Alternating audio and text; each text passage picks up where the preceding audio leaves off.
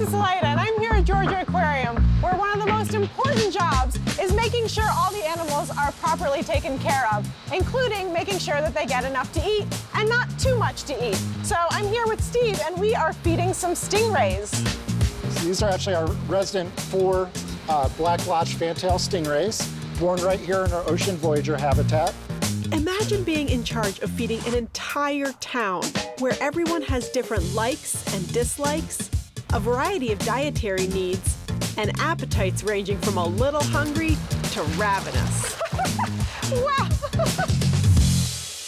There are tens of thousands of animals on site, from these tiny sea dragons to the massive whale sharks, and from these low-key spider crabs to high-energy dolphins. Together, they consume more than 500,000 pounds of food a year. So ordering, choosing, preparing, and serving the food is a huge responsibility. It all starts here at the commissary, where animal care staff prepare such delicacies as krill, capelin, and squid. Hi, Lisa. Hi, how are you? I'm doing well, thanks. What do we have here? Nutritionist Dr. Lisa Hoops oversees the animals' dietary needs. So in this bin, we've got our fatty herring, which goes to our belugas. Not so fat. Yeah. Not so fat. Well, compared to this little guy, maybe, right? Okay. Right. And this is our Pacific herring. This would go to something more like our penguin species. Okay. We've got some mackerel and some capelin. So this will be our fattiest fish here, and so that's important in terms of calories and making sure that we're getting the right amount of calories to our animals here. And so do you look at the animal and see what size it is and decide it needs a certain amount of calories based on the size, or how does that work? It's based on what species we're talking about, how they control their internal body temperature. It has to do with their activity level and their growth stage. There's a lot of factors that go into understanding caloric needs for an animal. Proper nutrition is considered preventative medicine and is an essential component to keeping our animals healthy. The beluga whales need to eat a lot and often, between 30 and 60 pounds each day depending on their size, their age, gender, and the season. The emerald tree boas, on the other hand, are only fed once a month, standard for snakes. So now you know what they feed these animals, but just how do these creatures eat? Well, each one has its own unique feeding habits. Just look at whale sharks. Sometimes growing to more than 40 feet long, whale sharks are the largest fish in the ocean, but they like to chow down on some of the smallest organisms in the sea.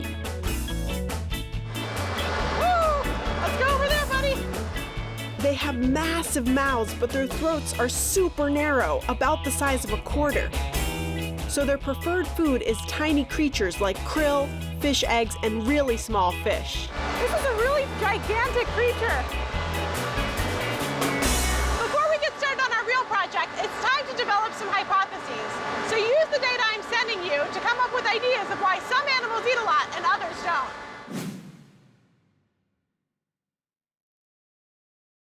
You've seen some of the factors that might influence how much an animal eats. Let's see if size and water temperature make a difference too.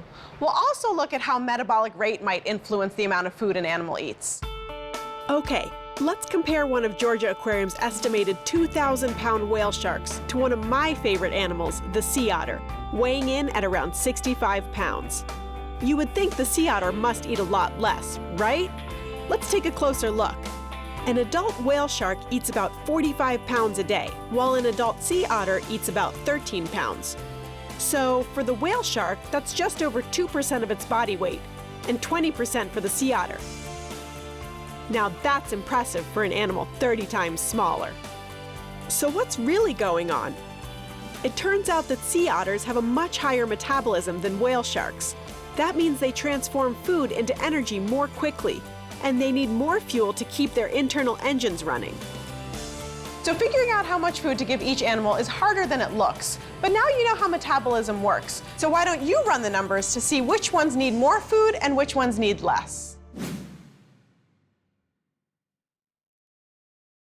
As you can see, you can't judge just how much an animal is going to eat by looking at them.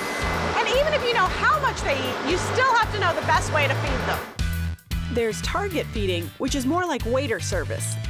Animals are all fed one by one to control the amount of food and calories. However they get their food, the point is to make sure every animal gets enough food to stay healthy and to grow. We've learned what many of the animals here at Georgia Aquarium eat and how the crew figures out just how much they need. And now that you know too, it's your turn to decide what's going to go on the menu and just how much. So see you next time, and remember, science is all around you. Until then, stay curious.